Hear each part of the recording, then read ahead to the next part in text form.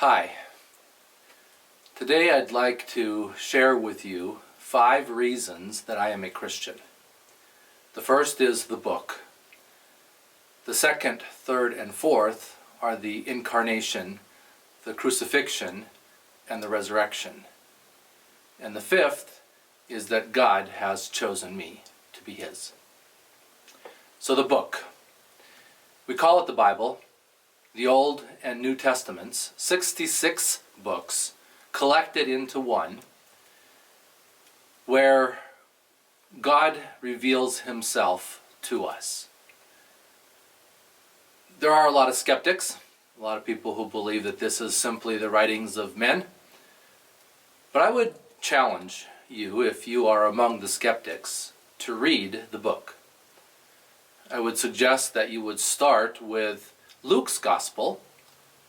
Luke tells us at the beginning of his Gospel that he carefully researched the life of Jesus, and as a result of that research, wrote this letter. It's actually a letter to a man named Theophilus. If you want to follow up on the book of Luke, you can read the Acts of the Apostles, which we believe is also written by Luke.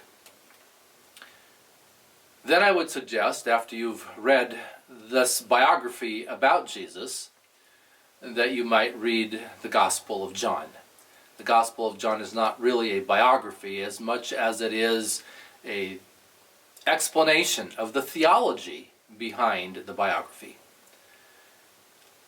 So I would challenge you to read the book. Read the book with an open mind. Read the book looking to be changed. And it will. It will change you. Then there are 3 events. I suppose in the scope of history they could be considered one event, but I'm dividing them into 3 that are spoken of in the book, but also in other historical books.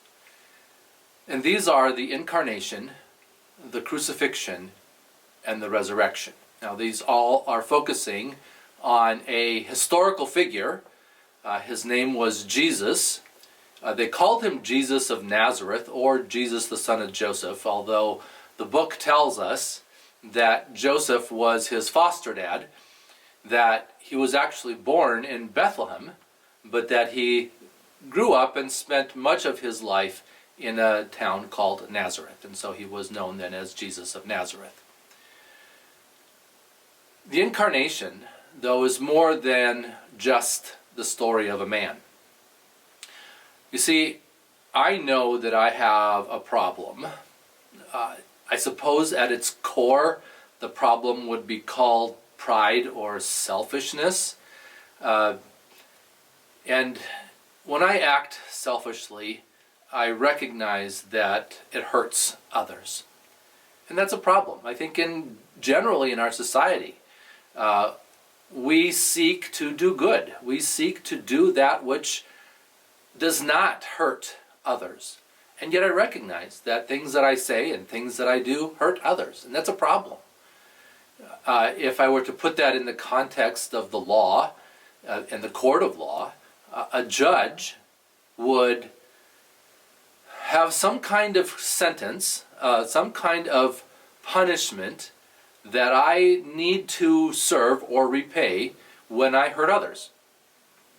If I steal from others, if I am negligent and cause bodily harm, if I take the life of another in an unjustified way, then a judge will order that I spend time in jail, that I pay a fine, perhaps that I give up my own life in exchange for a life that I've taken. In the same way, there are eternal consequences for my pride and selfishness. And so I have to pay for that. But God does not want me to have to pay the consequences of my pride, of my selfishness, of what the book calls sin. And so God came to us. God placed himself into a human body, became a human being, born of a woman, a virgin, whose name was Mary, who at the time of the conception lived in Nazareth. We call this the Incarnation. God coming to us because he has a solution to this problem that the book calls sin. So that then leads to the second of the events, the crucifixion. The book tells us that Jesus, God who became flesh, died on a cross. It happens to be a cross because in the time of history that he chose to come, that was the form of capital punishment, or one of the forms of capital punishment that was a part of the Roman justice system. And the Romans at that time were historically in control of a great part of the world, including Israel.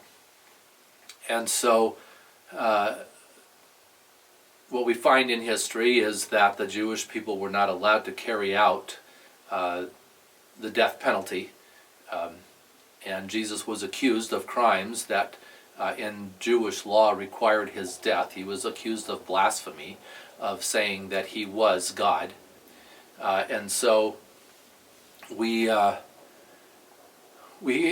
the crucifixion, that Jesus willingly died the death that we deserve for our sin in our place, paying the punishment we deserve, that is dying, for us.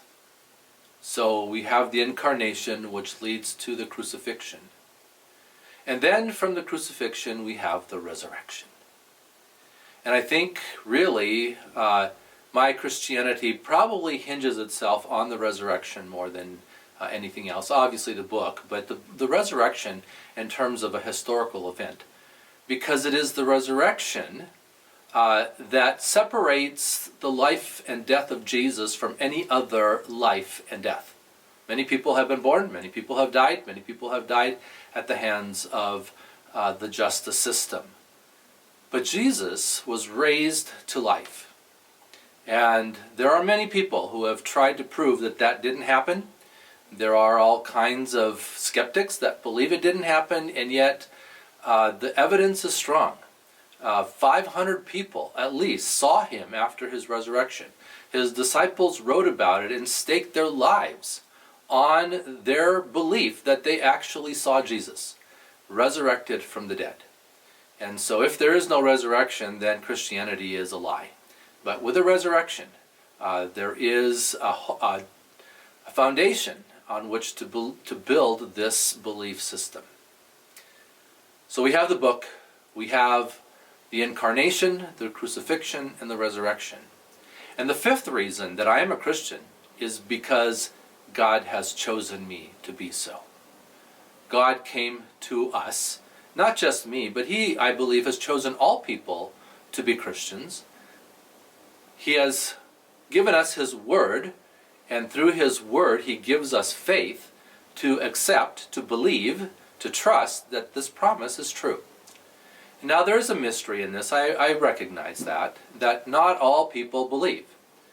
And maybe even not all people have been given the word. But I believe that God is faithful and just, and that he does what is right, and that it is his will that all people hear his word and receive faith, and by receiving faith then place their confidence in what he has done for us.